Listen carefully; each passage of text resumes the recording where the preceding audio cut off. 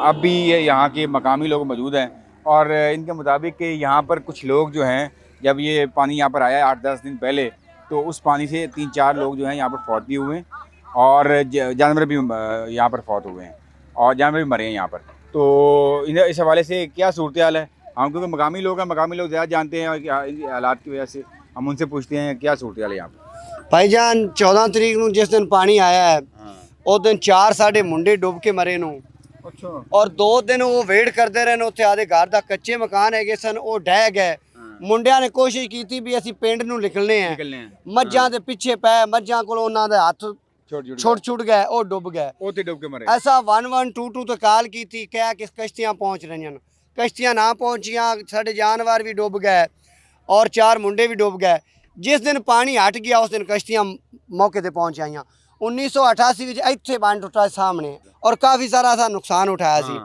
ਹੁਣ ਜਦੋਂ ਗੌਰਮੈਂਟ ਨੂੰ ਪਤਾ ਹੈਗਾ ਕਿ ਪਹਿਲੇ ਖਬਰਾਂ ਦੱਸ ਰਹਿਣ ਕਿ ਸਲਾਬ ਆ ਰਹੀ ਹੈ, ਹੈਡ ਗੰਡਾ ਸਿੰਘ ਤੇ ਗੇਜ ਇੱਥੇ ਪਹੁੰਚ ਗਈ ਹੈ, ਫਲਾਂ ਹੈਡ ਤੇ ਇੰਨੀ ਪਹੁੰਚ ਗਈ ਹੈ, ਤੇ ਇਹਨਾਂ ਨੂੰ ਚਾਹੀਦਾ ਹੈ ਕਿ ਇਹ ਸਲਾਬ ਜਿਹੜਾ ਸਤਲੁਜ ਇਦੋਂ ਆਉਂਦਾ ਹੈ ਉਹ ਡਾਇਰੈਕਟਲੀ ਪਾਨਾ ਮਾਰ ਤੇ ਮਾਰ ਕਰਦਾ ਇਸ ਬੰਨ ਨੂੰ ਮਾਰ ਕਰਦਾ। ਔਰ ਜਦੋਂ ਇੱਥੋਂ ਟੁੱਟੇਗਾ ਡਾਇਰੈਕਟਲੀ ਹਵੇਲੀ ਲੱਖਾ ਦੇ ਸ਼ਹਿਰ ਨੂੰ ਲਪੇਟ ਚ ਲਵੇਗਾ, ਕਾਫੀ ਸਾਰੇ ਪਿੰਡ ਲਪੇਟ ਚ ਲਵੇਗਾ।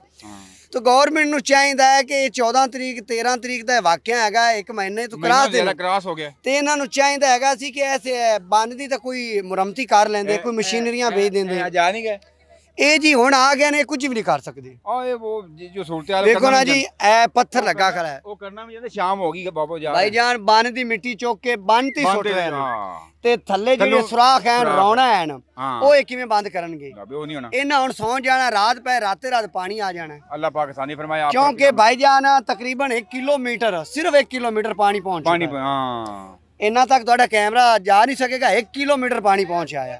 ए सामने लोग है, देखो बकरियां लेके आ रहे हैं, जानवर लेके आ रहे हैं, सामान लेके आ रहे हैं, आधे जानवर लेके आ रहे हैं। ए आबादियां खाली हो गई हैं। लेकिन ਅਸੀਂ ਚਾਹਨੇ ਕਿ ਕਿਹੜੇ ਪਿੰਡ ਨੇ ਇਹਦੇ ਜਨਾਬ ਬਾਕਰ ਕੇ ਐਨ, ਦੁੱਲੇ ਕੇ ਐਨ, ਸਾਬੂ ਕੇ ਐਨ, ਚੱਕ ਦੈਮ ਹੈ, ਨਿਹਾਲ ਮਾਰ ਹੈ, ਨਿਹਾਲ ਮਾਰ ਦੀ ਆਬਾਦੀਆਂ ਹਨ, ਪਾਨਾ ਮਾਰ ਆ ਸਾਹਮਣੇ ਪਾਨਾ ਮਾਰ ਡੁੱਬਿਆ ਖੜਾ, ਇਹ ਪਹਿਲੇ ਡੁੱਬ ਗਿਆ। ਪਾਨਾ ਮਾਰ ਦੀਆਂ ਕਾਫੀ ਆਬਾਦੀਆਂ, ਜਮਾਲਕੋਟ ਹੈ, ਜਮਾਲਕੋਟ ਦੀਆਂ ਕਾਫੀ ਆਬਾਦੀਆਂ ਨੂੰ। ਇਹ ਇਸ ਇਲਾਕੇ ਦੀ ਕਿੰਨੀ ਜ਼ਮੀਨ ਹੋਏਗੀ ਜਿਹੜੀ ਇਹ ਤਕਰੀਬਨ ਹਜ਼ਾਰਾਂ ਦੀ ਤਾਦਾਦ ਨਾਲ, हज़ारों एकड़ होगी। 1000 एकड़ जमीन जो है यहाँ पे ज़ेरे आब है और तकरीबन ये खरबों के हिसाब से ये जो फसलें डूब गई हैं नुकसान हुआ है। तो बात उनकी बिल्कुल ठीक है कि जब नुकसान हो जाता है उस वक्त जो जनाब अली वो सारे 1122 वाले भी आ जाते हैं, फलाने भी आ जाते हैं। जब ज़रूरत होती है सब वक्त 1 महीना हो गया और आज ये यहाँ पर पहुँचे हैं और आज आके एक पत्थर सीधा कर रहे हैं और एक बंदा सीधा कर रहा है, ये कैसे हो सकता है? ये मुमकिन ही नहीं है।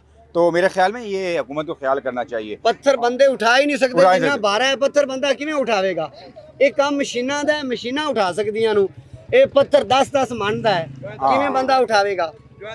ਔਰ ਪੱਥਰਾਂ ਦੇ ਥੱਲੇ ਵੱਡੇ ਵੱਡੇ ਸੁਰਾਖ ਹਨ, ਜਾਨਵਰਾਂ ਨੇ ਰੈਸ਼ ਕੀਤੀ ਵੀ, ਜੰਗਲੀ ਜਾਨਵਰਾਂ ਨੇ। ਹਾਂ ਉਹ ਪਾਣੀ ਉਦੋਂ ਲੱਗ ਜਾਂਦਾ ਹੈ, ਉਹ ਹੇਠ ਜਾਨਵਰਾਂ ਦੀ ਰੈਸ਼ ਹੈ।